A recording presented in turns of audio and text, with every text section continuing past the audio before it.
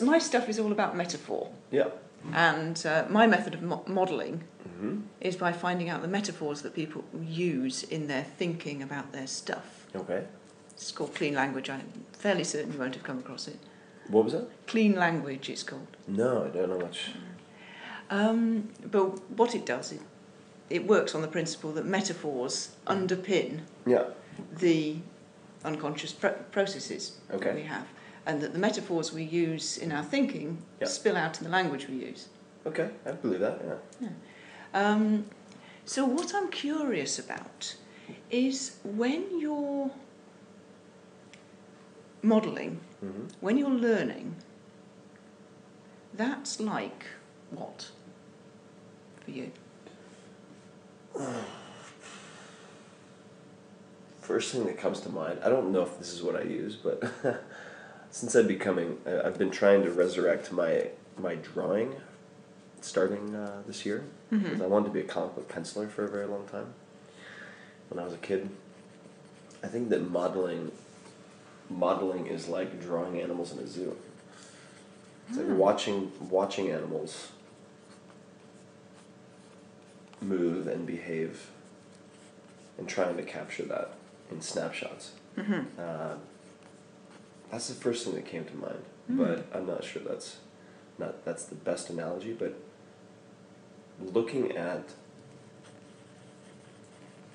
something people have all seen before and seeing something different. So drawing animals in the zoo and watching animals and then seeing snapshots. Yeah, capturing that in the case of drawing in snapshots. And when watching like that, what kind of watching is that?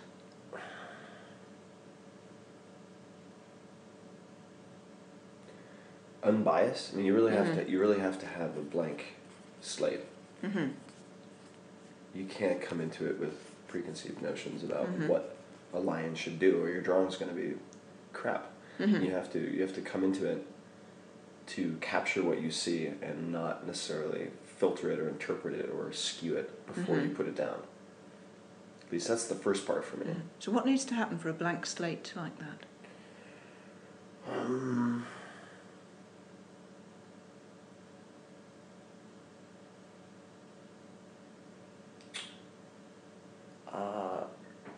I'm not sure if this applies to the animals necessarily, but you have to assume that what you think you know could be wrong. That's it.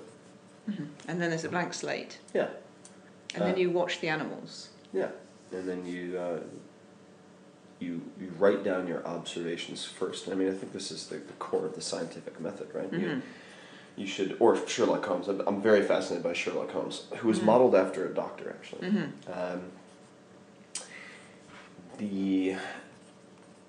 The gathering of facts and the interpretation of those facts should be separate.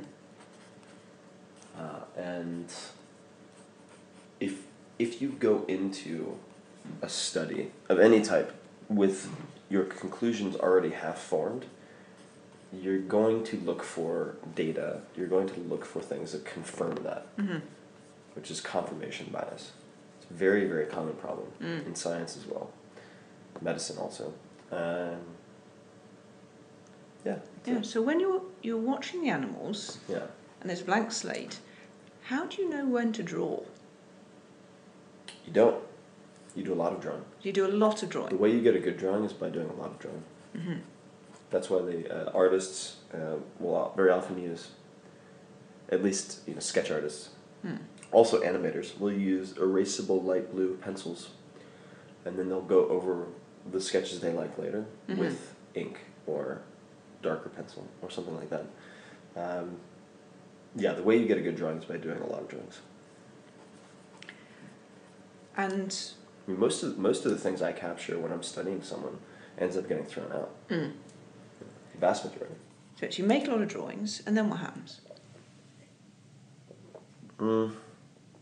Well, in the case of drawing, I'm doing it, and I suppose this is actually also analogous. I mean, I'm drawing not because I want to sell my work or anything like that. I'm drawing for the enjoyment of the process of capturing something. It doesn't even need to be reality. This is maybe going on a tangent, but I like to capture, for instance, whether it's animals or people, and then ask, what if, a lion were riding a horse? What if a person were 1,000 feet tall instead of 6 feet tall? And then take that reality that I've captured and try to turn it into something fictional. But that also applies to modeling people and learning skills. But asking a lot of what-if questions is very important. And there's an enjoyment in that process of asking those what-if questions. Well, that's why I'll study, for instance, I'll study Greek intensely, even if I'm only going to Greece for a week. And I know I'll forget it all. But it's the process of learning about how Greek people think, which is only learnable if you pick up the language, even in bits and pieces, that I find so much fun. And you certainly have a better time when you're in Greece, certainly, if you speak even 20 sentences. So it has to be the process, from my standpoint. Because there's so many things outside of your control also. I mean, let's say if you're building a business, the process on some level has to be enjoyable, because the outcome is not always a reliable indicator of whether you've done a good job or a bad job. There are too many things outside of your control, macroeconomic factors, 9/11, whatever. I think it's extremely important in investing in particular. This is very clear, to be process focused instead of outcome focused. Because you can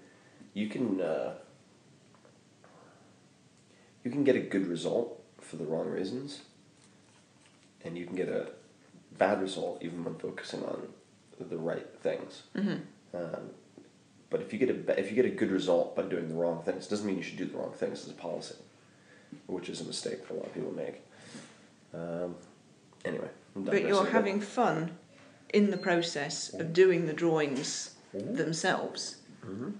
Are you having fun in the process of the... Sorry. No, just coming to give you a few minutes out. Is that right? Yeah. That's great, because we've come up to the end. Thank you, Liz. Well, thank you. So you're having fun in the process of doing the drawings. Are you having fun in the process of selecting which of the drawings to use? It's absolutely. Yeah, I find the whole thing... I find the entire thing fascinating. And it's not all fun all the time. But... if outcomes are uncertain, so if some facet of the process isn't enjoyable, why the hell would you invest your time in it to start with?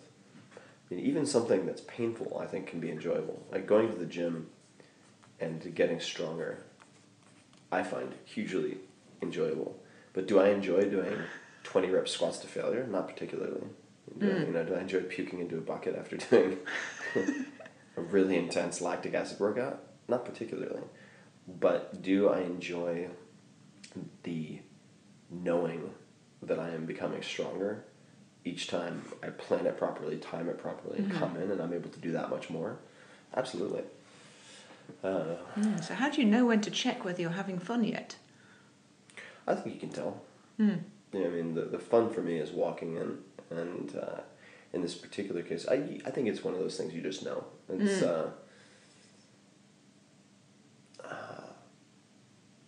who was it? I think it was a Supreme Court justice at one point with the Larry Flint case. This was related to Hustler magazine, where there was this huge brouhaha, and they were asked at one point to define pornography, and the judge said, "Sir, you know it when you see it. I can't define it, but you know it when you see it." And I think that fun is a lot like that. Yeah. It's a feeling. Fabulous. Cool.